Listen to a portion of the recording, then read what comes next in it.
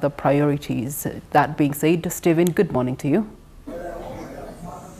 Good morning to you, Priscilla. And just in a few minutes from now, we shall be seeing the Minister, technocrats from the Ministry of Finance, Planning and Economic Development taking their seats here. And of course, the people from civil society, some of them already getting here. And I can see those coming from private sector. They are also taking their seats. And this launch is, of course, we know that on Thursday, that's the 11th of June, the budget presentation will be done. But also next Thursday, this Thursday actually, we shall be seeing the State of the Nation address. But here on the front table, the people from the civil society and the private sector are taking their seats. If they can allow, I can see Mr. Stephen Asime from the Executive Director, Private Sector Foundation Uganda. There's Dr. Arthur Bainong Gisha, Accord Director, but also the Executive Director of CSBAG, Julius Mukunda. Just, gentlemen, if I can have one word from you before the start of this launch. I'll start with the big people. Yes, the President calls them the big people. Mr. Dr. Arthur Bainong Gisha. When we talk about the tenfold growth strategy, but also we know that the government wants to ensure that the cuts spending and increase investment, job creation, and of course wealth creation. What should be done to make sure that we realize this tenfold economic growth? Thank you very much for having me. One is to appreciate government for being ambitious, that we can unlock our potential to grow tenfold, and we can. So a number of steps, of course, must be taken.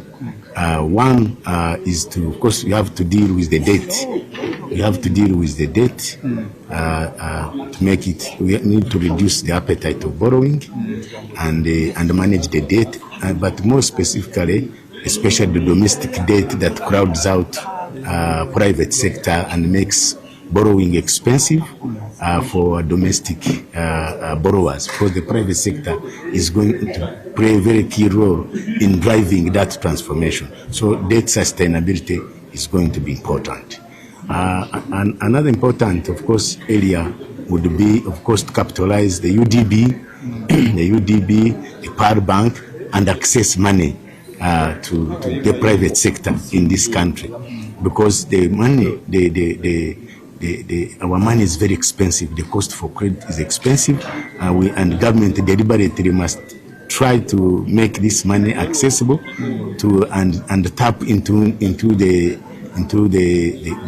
culture of Ugandans actually who want to do business, so that we can grow our private sector. And it's good that the Executive Director of Private Sector Foundation is here.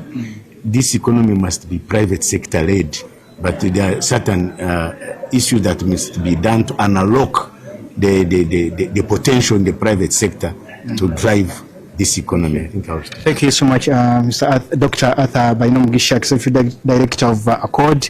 Over the weekend, that was on Saturday, the PSST, Dr. Ramadan Gobi was on KFM, and he made it public that government is now going to be scrapping expenditure on public holidays, some of the public holidays like Labor Day, Youth Day, and Women's Day. You as a CSBAG, you've been calling for stopping this unnecessary expenditure. This should have been a welcome message for you. Yes, I think this is part of a bigger agenda. Remember, we started 5 years ago on rationalizing the budget. And I think these are some of the areas where we still need to fix. It doesn't mean that we're going to stop celebrating. We shall celebrate, but at far, far lower cost. That's number one. Number two is that once you start doing that, then that means you can actually create space to make some saving, and then you put in other service delivery areas. But also it will reduce pressure on borrowing. That's the other part. So we welcome the message, we welcome the move, and we look forward for even more of those, because we know that there are still some fatty areas in our budget that you can actually still touch, so that we can invest directly the tenfold growth strategy. And for the tenfold growth strategy, I think for me is two things we need to understand. Is that one is, when you say growing the economy, we should also talk about growing the wealth of its people. I think that's very critical and very important. Thank you. Thank you so much, Julius Mukunda, CS Bank Executive Director. Let me move to Mr. Stephen Asimwe. We know him from the hospitality sector, but also as the ED of PSFU. Good morning to you, and thank you for speaking to us. Morning, sir, and good morning to the viewers. All right. Of course, as we talk about growing the economy, Ugandan economy, the private sector is key. You as the private sector, how do you see that your contribution in growing Uganda's economy, especially now that we're talking about an 84.39 trillion budget? Oh, that's a very good question. First of all, of course, we appreciate this particular initiative of bringing together, good minds that are going to discuss where the economy is headed. We participated in prior discussions on the budget framework paper. First of all, we have to look at Uganda in the context of its demographics. Number one, the population of Uganda is largely young. A big number of them are women. They are youthful, educated, they are healthy. We have infrastructure that has been growing. But more importantly, if you look at the configuration, most of them are micro, small, and get smaller as you go to medium and large enterprises. So first of all, we at PSFU have always advocated for a conducive and enabling environment that will then spark.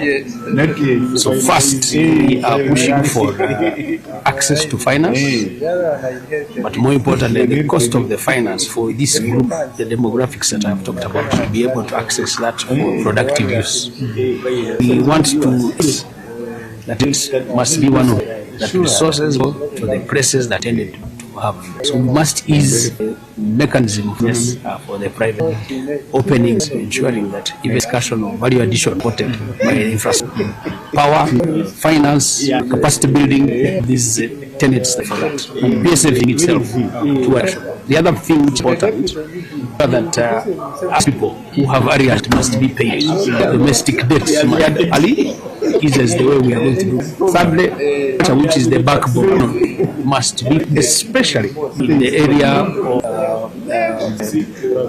water to that insisting that irrigation prioritized. This morning, the water is going to be rain. There is drought, and it's going to have an impact on the agricultural production. So it is that enable they put in the budget and they will be done. They conclude, of course, that by the areas and also to ensure that the tap process is going to be charged. Thank you. Those insightful insights here on TV. That is Mr. Asimwe, Executive Director, Sector Foundation Uganda. To just give 1 minute, I hand you back the microphone because he is Director of Siatini. They've been so vocal trade investment, and but that they are also so about budget and our investment, but also agro-industrialization. So how the tax as a taxpayer, as an industry, but also as a Ugandan, because everyone has to pay tax. Good morning for you. Okay. Good to see you too. You attend TV, minute, but when we talk about growing this 10 economic growth, you know that we have as a battling issues and unnecessarily what should be done to make this is realized?